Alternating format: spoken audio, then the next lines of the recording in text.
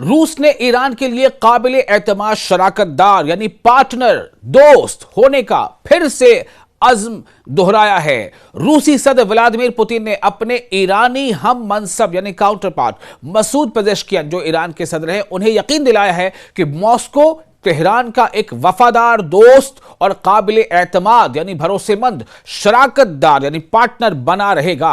यह बहुत बड़ा बयान है और इस बयान से अमेरिका और इस्राएल के सीने पर जो खलबली मची होगी, जो बेचैनी हुई होगी, उसका अंदाजा तो वही कर सकते हैं। आपको बार बार ये बताते रहे कि अमेरिका और इस्राएल की कोशिश यह है कि ईरान को तनहा कर दो, ईरान को बिल्कुल आइसोलेट कर दो, तनहा कर दो और उस पर चौतरफा हमले कराओ। अमेरिका तो जो है वो यूरोपियन नेशन से भी और नाटो के मुल्कों से भी मदद की अपील कर रहा है। इस्राएल के जो पीएम है वो भी दीगर मुल्कों से हमले की अपील कर चुके हैं। यानी उन्हें लग रहा है कि अब अमेरिका, सुपर पावर कहे जाने वाला देश, अमेरिका और इस्राएल मिलकर ईरान का क्या सामना नहीं कर पा रहे हैं। अब उनको लगता है कि हमें बहुत सारे दूसरे मुल्कों का साथ चाहिए ताकि हम ईरान के खिलाफ जंग लड़े।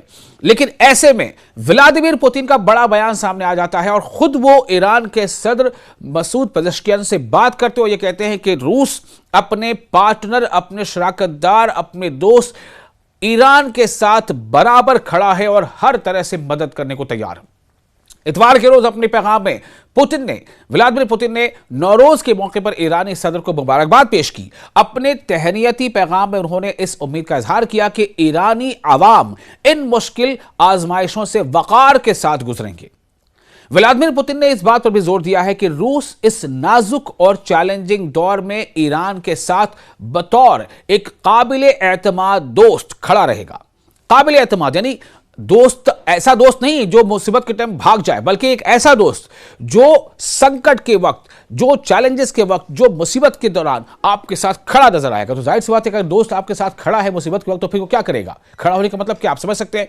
तो ईरान के साथ बतौर एक काबिल एतमाद दोस्त खड़ा रहेगा, यह व्लादिमीर पुतिन ने कहा है और ये पेज़ेश्कियान को और ईरानी अवाम को पैगाम देते हुए कहा है। यह बयान एक ऐसे वक्त में सामने आया है जब खित्ते में यानी पूरे रीजन में शदीद कशीदगी पाई जा रही है। खबर के मुताबिक यूनाइटेड स्टेट्स यानी अमेरिका और इसराइली हुकूमत ने 28 फरवरी को, आपको याद है, अयातुल्लाह सैयद अली खामनेई समेत मुतअद्दिद आला फौजी कमांडर और शहरियों के कत्ल के बाद ईरान के खिलाफ एक वसी पैमाने पर फौजी कार्रवाई शुरू की थी। इन हमलों में ईरान के मुख्तलिफ फौजी और शहरी मकामात पर फिजाई हमले किए गए, जिसके नतीजे में जानी नुकसान और इंफ्रास्ट्रक्चर को शदीद नुकसान पहुंचा। जवाबी कार्रवाई में ईरानी मुसल्लह अफवाज ने अमरीकी और इसराइली अहदाफ को निशाना बनाया, जिनमें मकबूजा इलाकों यानी इसराइल ने जो इलाके पर कब्जा कर रखा है, चाहे वह फिलिस्तीन का कुछ इलाका हो, चाहे जॉर्डन का कुछ इलाका हो, चाहे लेबनान का कुछ इलाका हो, उन जो मकबूजा इलाके हैं उन पर और खित्ते में कायम अड्डों पर मिसाइल और ड्रोन हमले शामिल हैं। ईरान ने इस तरह से मिडिल ईस्ट के उन तमाम मुल्कों में मौजूद अमरीकी फौजी अड्डों पर हमला किया कि खुद डोनाल्ड ट्रंप परेशान हो गए। डोनाल्ड ट्रंप न सिर्फ परेशान हुए, बल्कि डोनाल्ड ट्रंप ने हैरानी के साथ यह कहा कि it was not expected that Iran will hit in these countries, the bases in these countries. ये उनका स्टेटमेंट था कि इस बात की तवक्को नहीं की जा सकती थी कि ईरान मिडिल ईस्ट में मौजूद जो अमरीकी फौजी अड्डे हैं या बेसेस हैं उनको निशाना बनाएगा। लेकिन ईरान ने अपने जवाबी हमले में, अपने डिफेंसिव जवाबी हमले में यह करके दिखाया। यह सूरत हाल मशरिक़ वस्ता में यानी मिडिल ईस्ट में, जिसे मध्य पूर्व भी कहते हैं, मध्य पूर्व में बढ़ती हुई जोग्राफियाई सियासी कशीदगी की अक्कासी करती है, जहां बड़ी ताकतें और इलाकाई ममालिक, इलाकाई जो वहां पर तमाम देश हैं, वो आमने सामने नजर आ रहे हैं।